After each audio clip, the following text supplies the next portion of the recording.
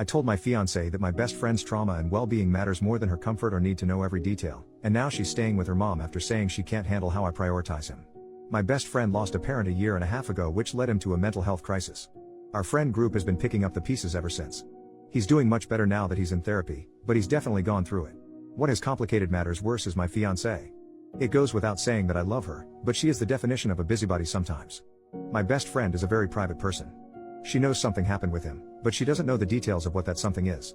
She probably never will, but because she's around me and my friends often as my fiancée and I live in the same house, she hears bits and pieces of the story and presses for more information.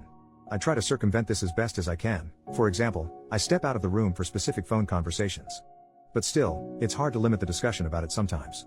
If it's necessary, we bring it up and she's around in person. We'll refer to the Nolan situation without giving specifics. Nolan will also stop by my place at night when he can't sleep.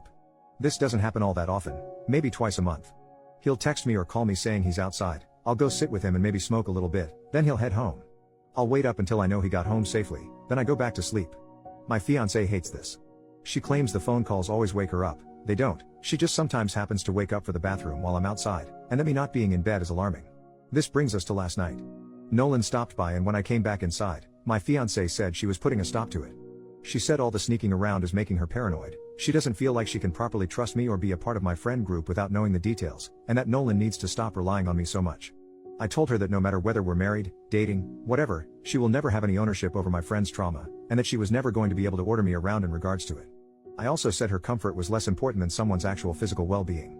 She was obviously hurt by this and went to stay with her mom after work today.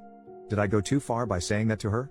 Edit, she knows Nolan lost a parent, she doesn't know the aftermath beyond the statement he had a mental health crisis. And yes, he has specifically asked me not to tell her. Edit number 2, the next day, this is not something we talk about constantly in front of her. I'm giving examples that have happened over the past year and a half. Also, Nolan does see a therapist. He comes to my place to hang out. Update, 4 days later, since my first post, I've had 3 conversations with my fiancée relating to this topic. The first didn't go well. I still had a lot of walls up that didn't allow me to engage properly. I didn't get angry, I just didn't say much at all.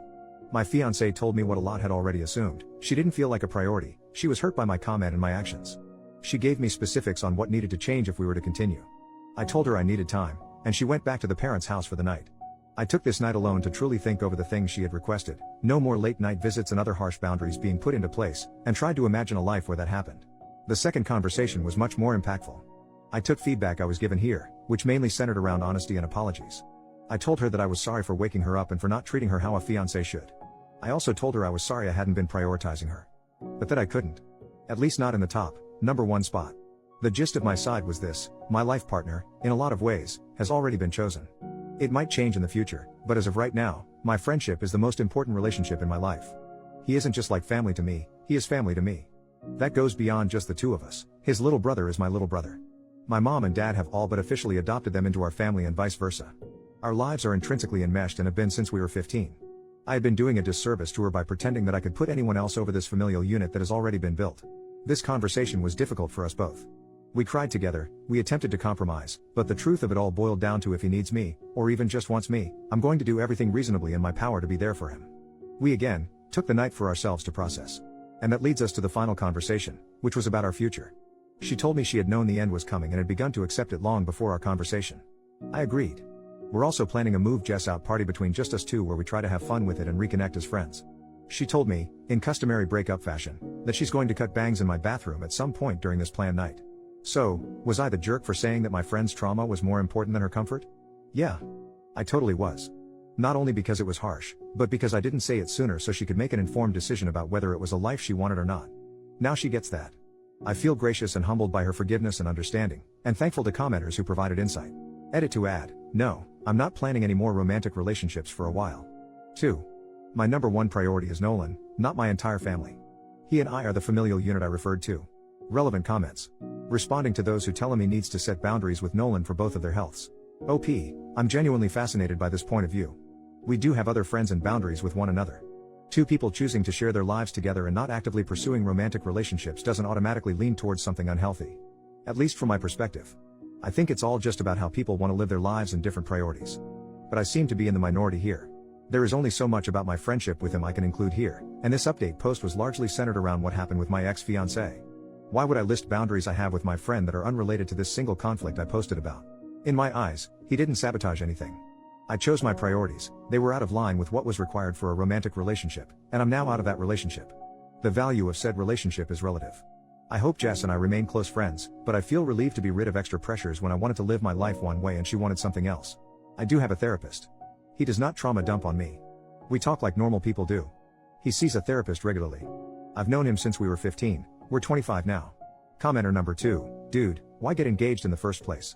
OP, the engagement was a spur of the moment event when I had been drinking. I wouldn't say it's something I regret because I think both she and I knew it wasn't a marriage is right around the corner, let's start planning now situation. I mostly just regret not having an honest conversation with her up front about the different places people took up in my life. That was a huge mistake on my end. Commenter number 3, are you attracted to Nolan? OP, reflecting on how we first met, it was basically just me trying to manifest an excuse to talk to the cool tall boy I saw, and then I actually got that excuse and invited him over to my house during our first conversation. So, I certainly think he is nice to look at and particularly nice to spend time with. I don't typically think that hard about my interactions with most men other than him. OP then makes a comment on moving forward. I'm just letting things happen as they happen at this point. If he and I do move back in together, though, I think I'm going to just start telling people we're together no matter what, if he's comfortable with it, of course. There's too many people who don't get that I do not want a romantic relationship in any shape or form going forward, outside of this, and if this whole thing has taught me anything, it's that I don't want to be stuck answering questions about it my entire life. Lol. OP when asked about his ex-fiancée, she's the one that suggested we remain friends. I came into things wanting to be completely honest. Other than that, the ball was in her court. If she wanted to forgive me, never see me again, whatever. That was purely up to her. Will it continue on past her moving out? I don't know. But I do know I'm very glad we're not ending on a totally sour note. One more thought from OP, as I said in other comments, I think I worded the original post wrong because people are assuming I put him on the same level as my parents or siblings and that isn't the case. I honestly think people would have had a more positive reaction if I had said I've been with Nolan this whole time, jokes on everyone. Then I made a mistake proposing to my fiancée, I'm now single and can admit I feel emotionally fulfilled by this person. He is my life partner and I choose to share my life with him while also having other friends and family as well who don't fall into that category of intensity. Because half of the responses are that's so weird. You have to be screwing with the person you put number one in your life. He and I have spoken and are in agreement. He's asked me to come to one of his therapy sessions so we can further discuss and I finally agreed and we set a date to make that happen. Most of the comments on the post I made on my own page, which has since been deleted, were we don't care about Nolan, we just want to make sure your fiancée is good. But now that I've affirmed that she's okay, we're going our separate ways, it's the opposite. I don't know. The update was focused on her for a reason. Edit, OP had a few deleted comments that I did not include here because I could not tell if he was trying to troll the people who were asking questions or not. But, because some questions have come up a few times in this Baru post, here is one of his deleted comments. Someone asks a very stereotypical intimate life question about him and Nolan. OP says, I've got metaphorical leash holder in my bio for a reason.